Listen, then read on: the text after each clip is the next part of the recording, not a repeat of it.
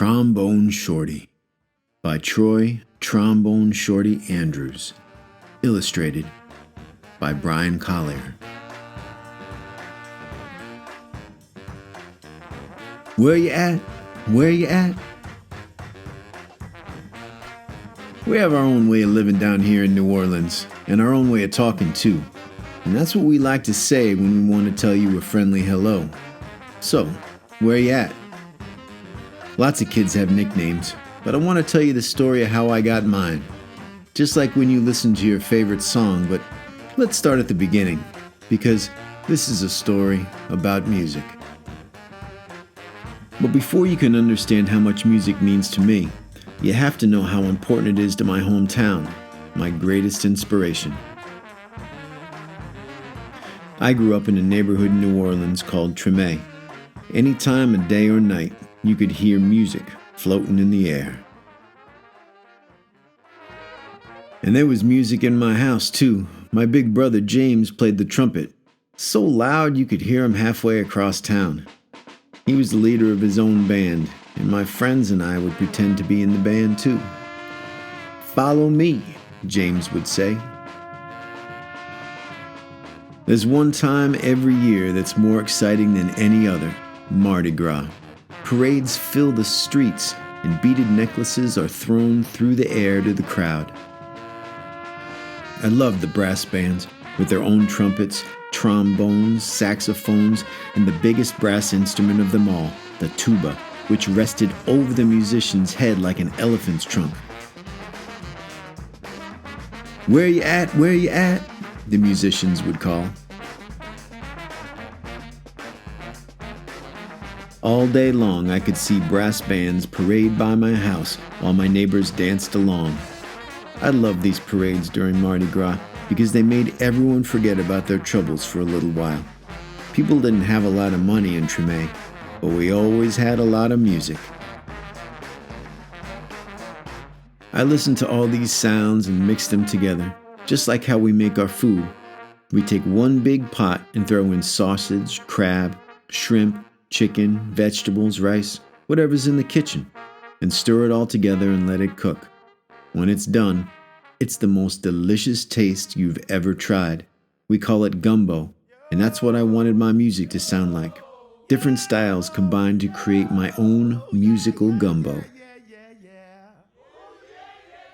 But first, I needed an instrument. The great thing about music is that you don't even need a real instrument to play. So my friends and I decided to make our own. We might have sounded different from the real brass bands, but we felt like the greatest musicians of Trombone. We were making music, and that's all that mattered. Then one day, I found a broken trombone that looked too beaten up to make music anymore. It didn't sound perfect, but finally, with a real instrument in my hand, I was ready to play.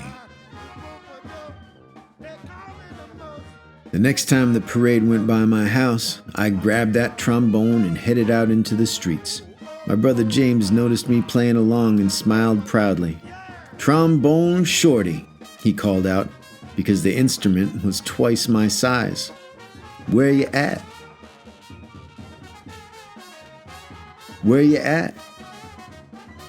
From that day on, everyone called me Trombone Shorty.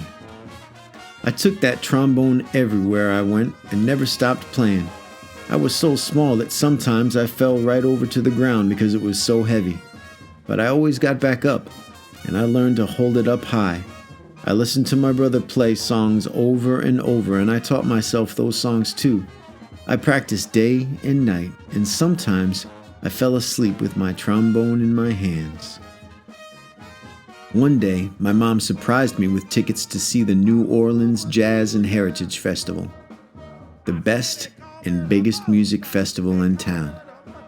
We went to see Bo Diddley, who my mom said was one of the most important musicians of all time. As I watched him on stage, I raised my trombone to my lips and started to play along.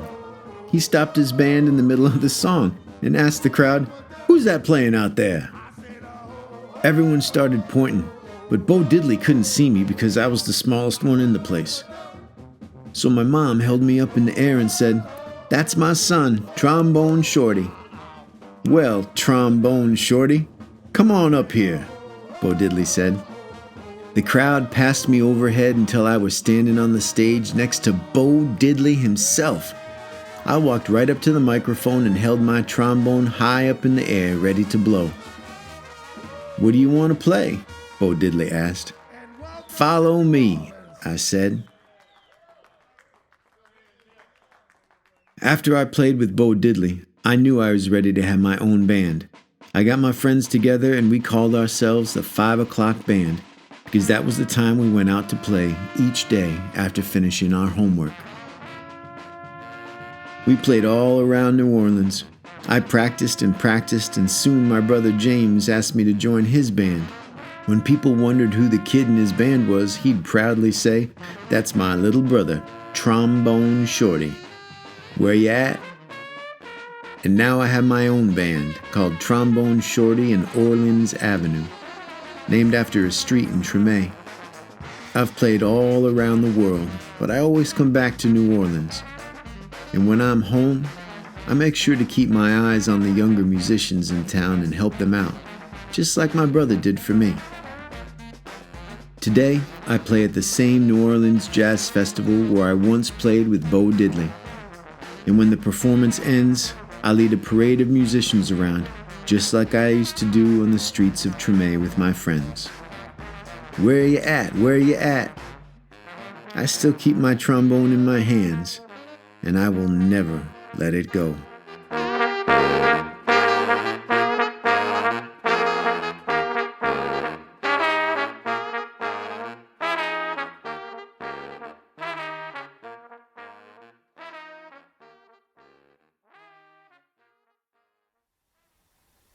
Hey guys, hope you enjoyed Trombone Shorty.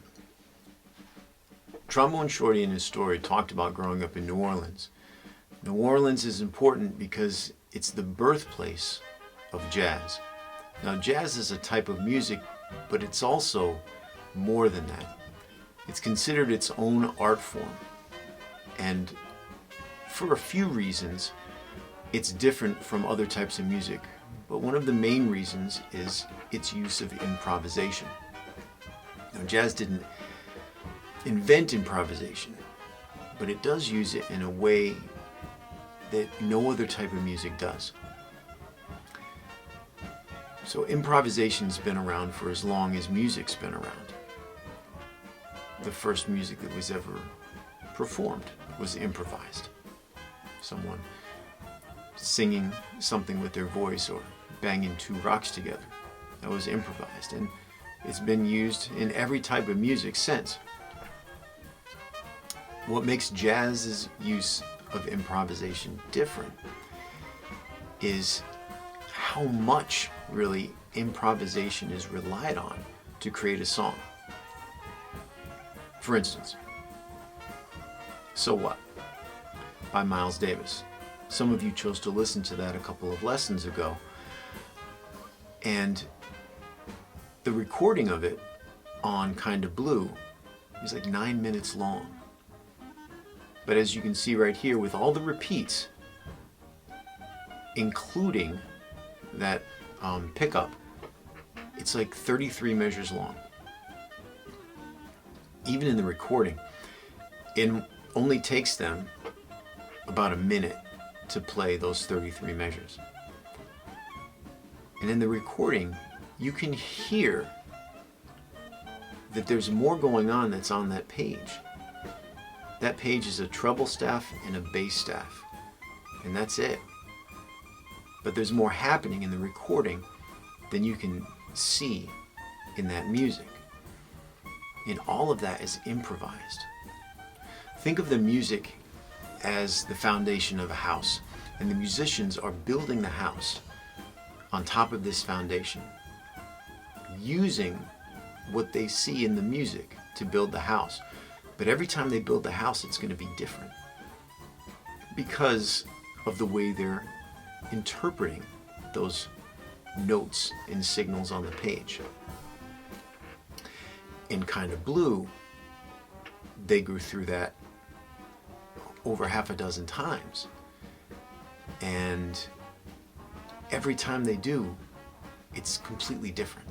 So jazz is unique. So we were talking about New Orleans and how jazz was born. In the late 1800s, a bunch of different types of music kind of came together.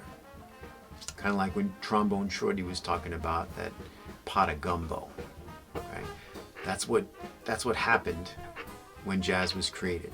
You had ragtime, and you had blues, you had spirituals, which was a combination of European church hymns and music that slaves had brought from Africa.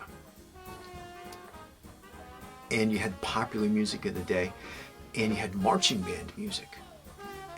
And all of those different musics came together and formed jazz. Now, the first type of jazz was New Orleans jazz. And that's what I'm going to have you listen to right now. Now, you're asking, why is this important, right? Because everything that's come after, everything, has been influenced by jazz. If you think of jazz as the trunk of the tree, everything we listen to now, except for music that was written before the turn of the 20th century, everything has been influenced by jazz.